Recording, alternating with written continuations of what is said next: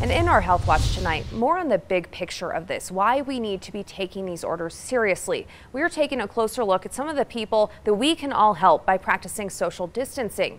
News 5's Colette Bordelon joins us live in studio with 3 different kinds of people more at risk of complications if they get COVID-19.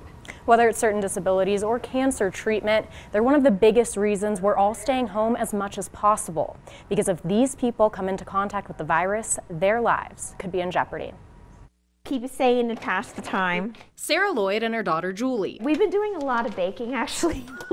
have been spending a lot of time inside lately. And all my goodies. But they're ready to act. If anybody gets sick, to gown up and have gloves and a mask. In case anyone in their home is exposed to COVID-19. We're more vulnerable to certain infections and it takes her longer to get over things. Julie has a handful of disabilities, including 3 that are autoimmune related. Even if you're young and you don't have pre-existing health conditions, you could transfer something to someone and that could cause them to grow gravely ill. She even says getting the supplies they need to protect her was much harder these days because of all the demand. People feed off of other people's hysteria and panic, and it spreads just like a virus. Which is why she says we all need to respect the guidelines from the CDC telling us to stay home as much as we can and try to keep at least 6 feet of distance between one another. You may not be aware that you're carrying this virus. Samantha Russell just diagnosed last week with cervical cancer for the 3rd time in only 4 years.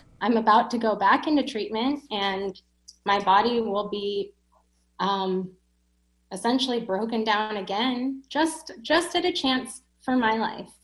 And all I'm asking is for people to think about how their actions could affect my chances of living. Another vulnerable population, those 60 and older. As we age, we lose those connections, and it's so important to find ways to reconnect. While it's especially important they avoid people as much as possible, that can really take a toll on someone mentally. This is a good opportunity to call friends and family.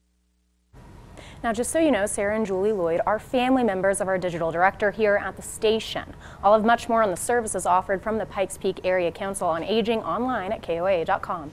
Always watching out for you, Colorado Springs. Colette Bordelon, News 5.